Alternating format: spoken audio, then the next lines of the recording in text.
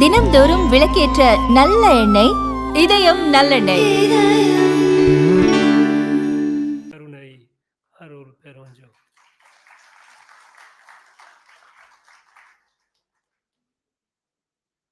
Distinguished dignitaries on the dais, Professor Dr. K. Sundarmurthy, Dr. A.K. Ramasamy, Thiru Arulnidhi R. Kuttalam, Sadhu Janaki Raman, distinguished participants, professors, devotees, dear students, gracious ladies and gentlemen, tomorrow is a very, very important day.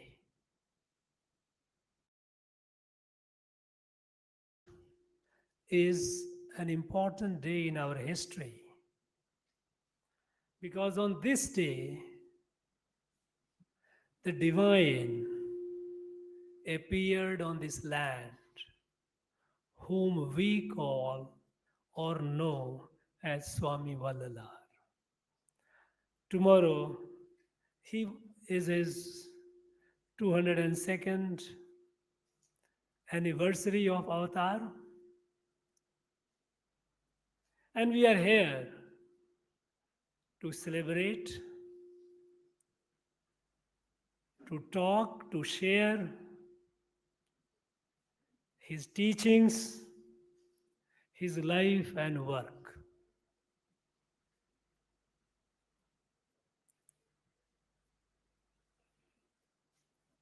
I understand there are a number of students here, and it is a day-long seminar on which speakers will be talking about Swami Vallalar's teaching, the various aspects of it. There will be discussions, and I'm sure thereafter the process will go on, even beyond today's seminar. Friends, I would like to urge you to invest more time in understanding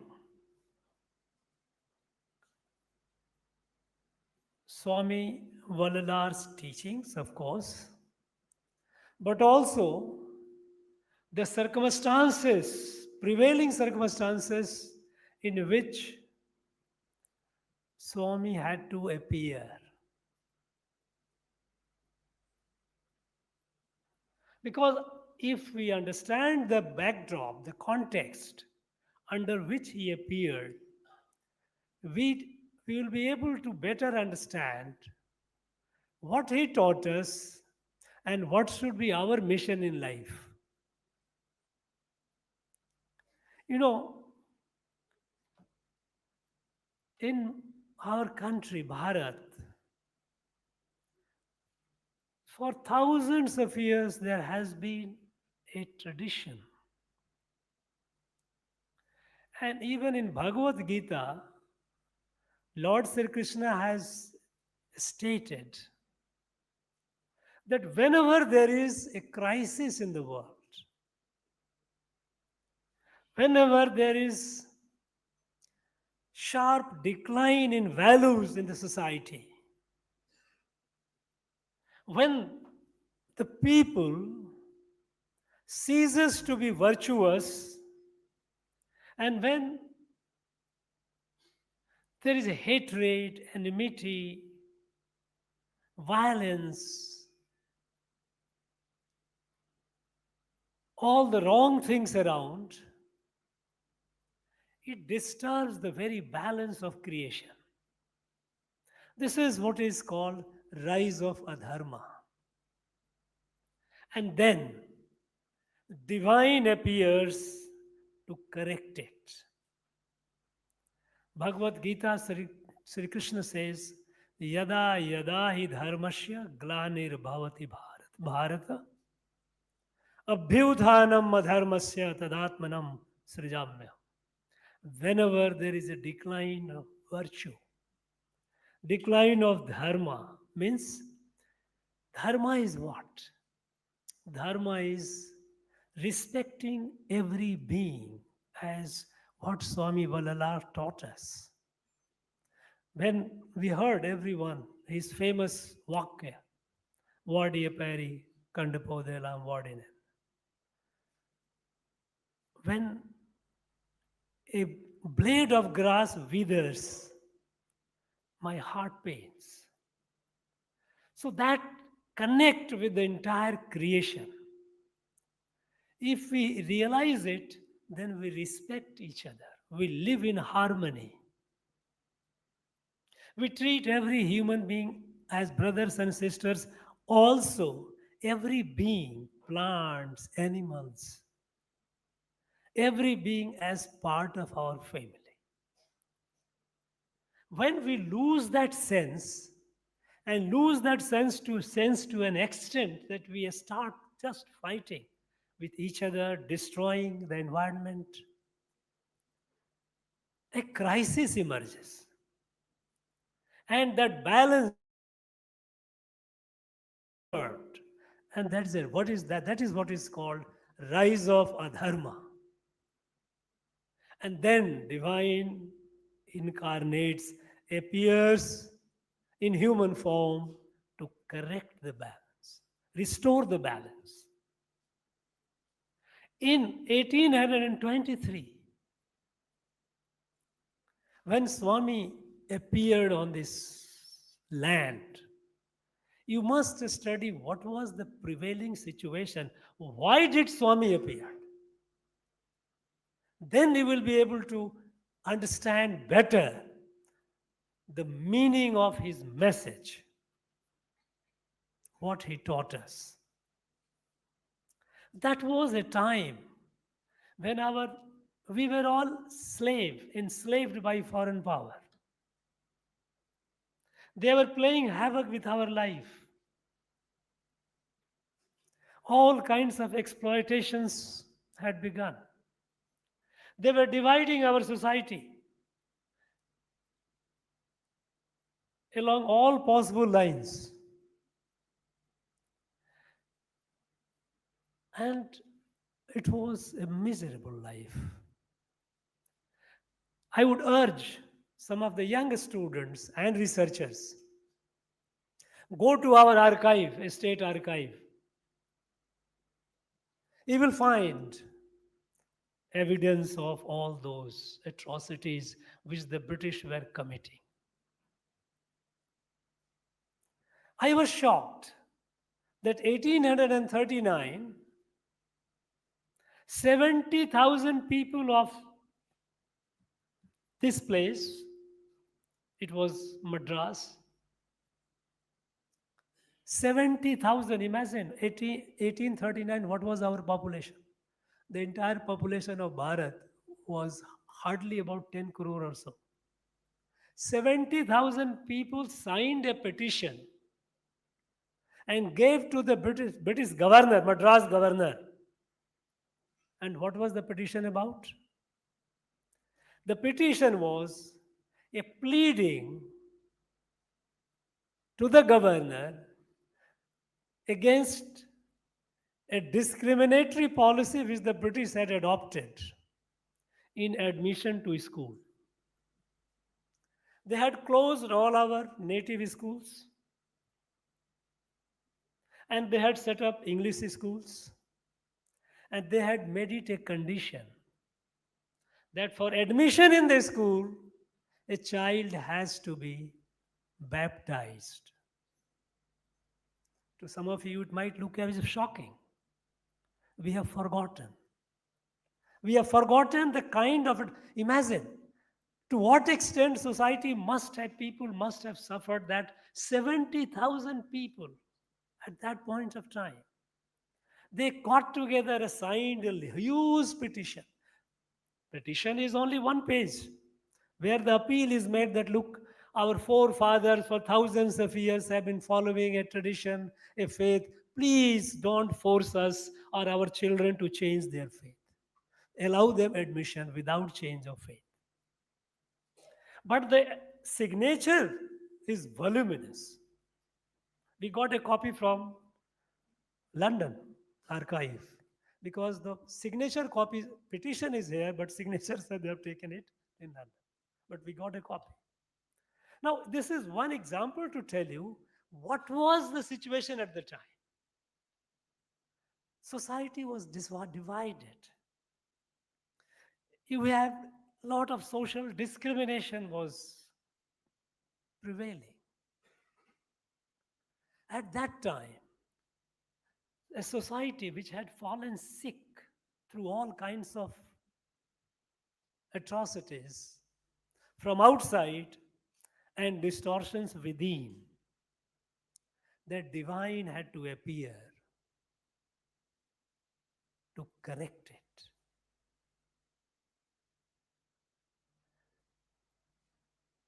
So I urge the students to study.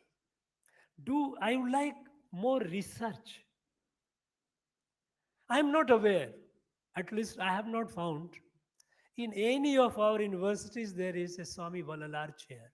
I am not aware. Correct me if any one of you know. We have too many chairs in our universities for doing research on political leaders. So many political leaders there are chairs in name of XYZ. But there is no study, there is no research, there is no chair on Swami Vallalar.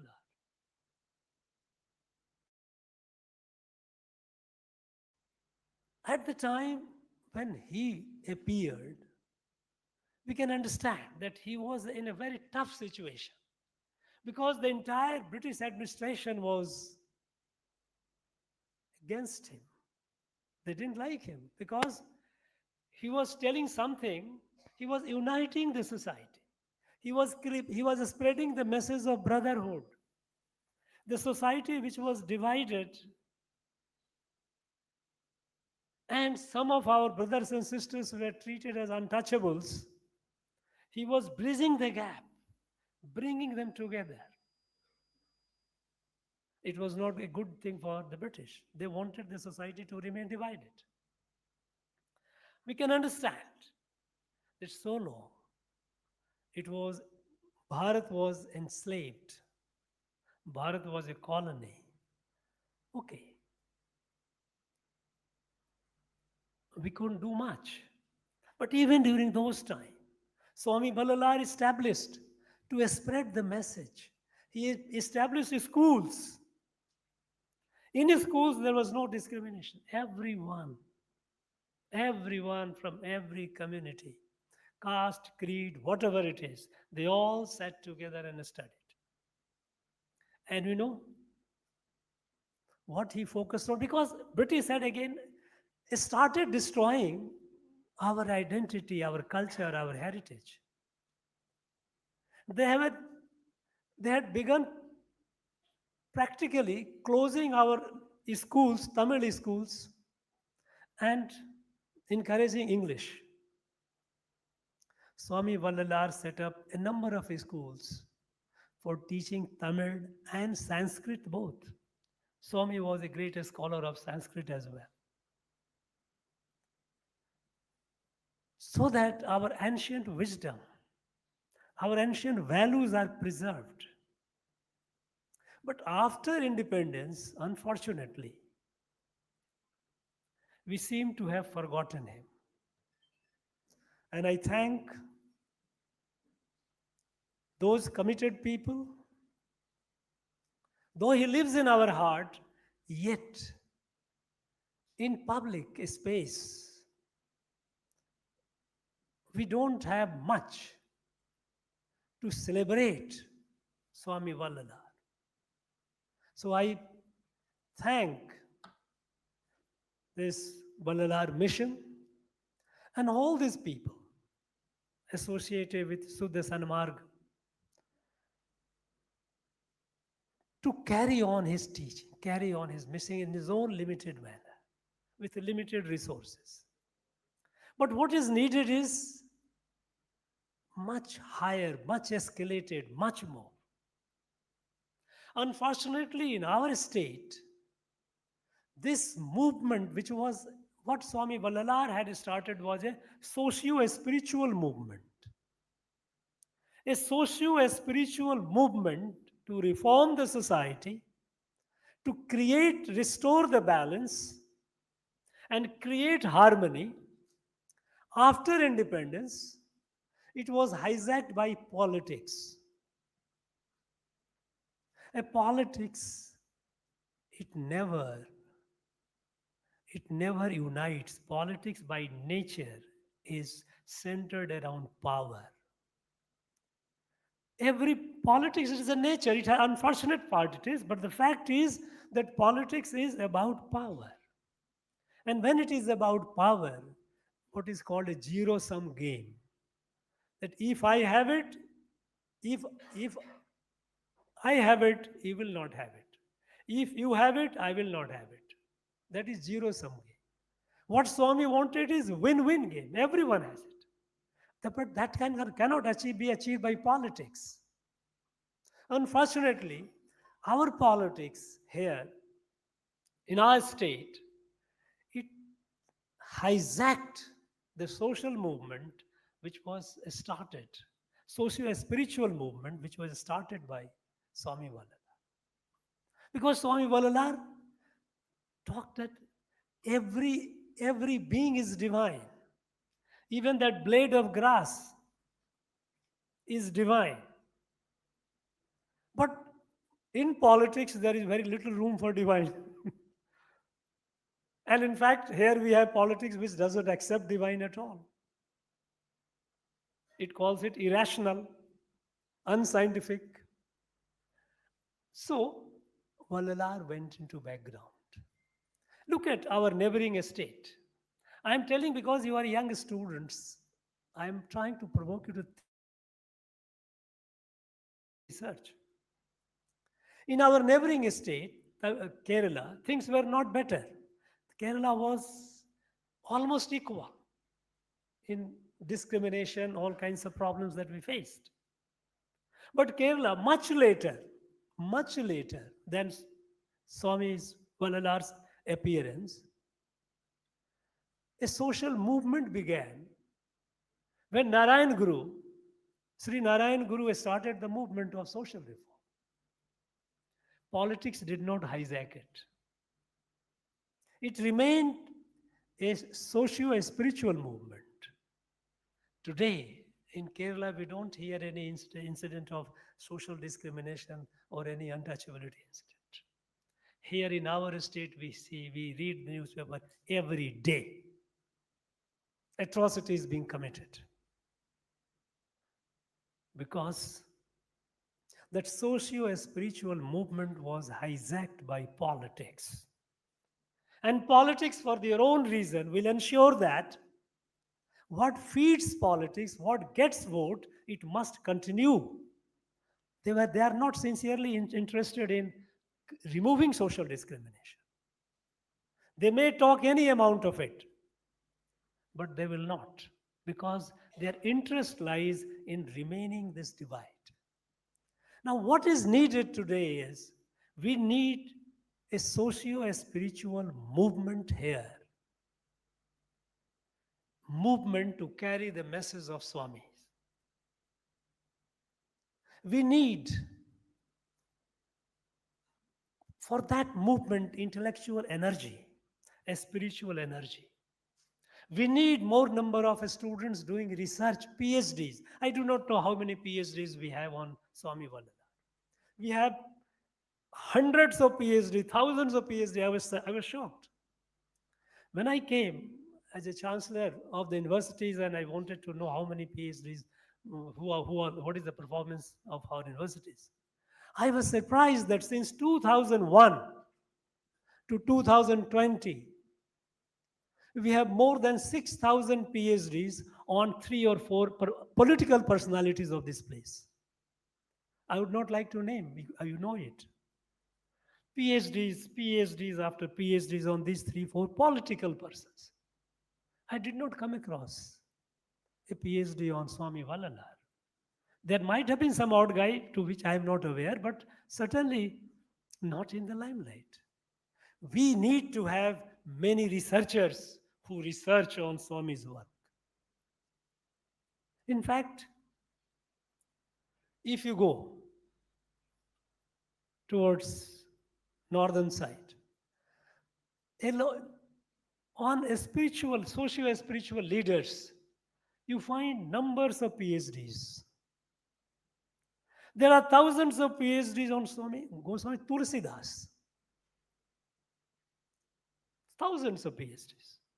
Who was a great social reformer. So he led a socio-spiritual movement. But here, politics became so overwhelming that it was all pushed in the background. So what we need is, we need to take it forward. Let it not just be a one-day seminar today. Let us try and find ways how in our institutions, if not in government institutions, let us start in private autonomous institutions. Studies, researches on Swami Vallalar, his teachings. Because today the world is facing problems. What are the main problems that we have? Problems of acute poverty, because in the world there are a lot of poverty. Even in our own state, I have seen people in starvation. I have seen malnutrition. I have seen 11th class, 11th, 12th student stunted, no growth, looking like a class 3 or 4 student. You go to the out of Chennai and go and see. I've seen. It's painful. Poverty.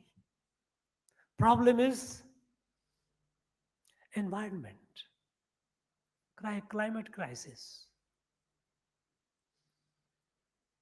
We have problem of conflict, people fighting with each other. These problems, problem of poverty, problem of conflict, problem of environment crisis. Swami Vallalar's teaching is the answer. His way is the answer to all these problems.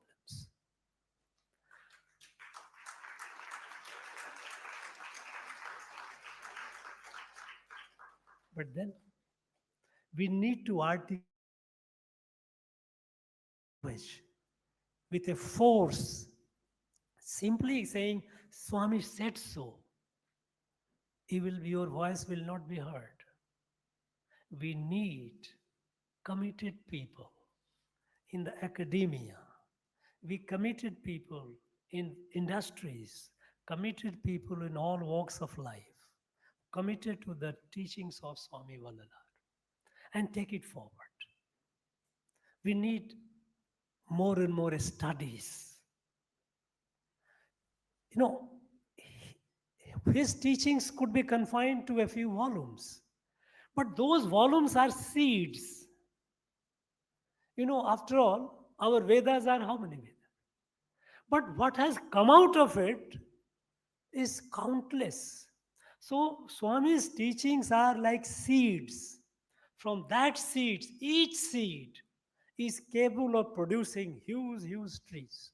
It is for our job to take it forward, develop it, and then develop it in a manner that is contemporary. It should be understandable to the people of the age, our people of this age. They should be able to relate. And they should be able to relate the message with the problem that we are facing.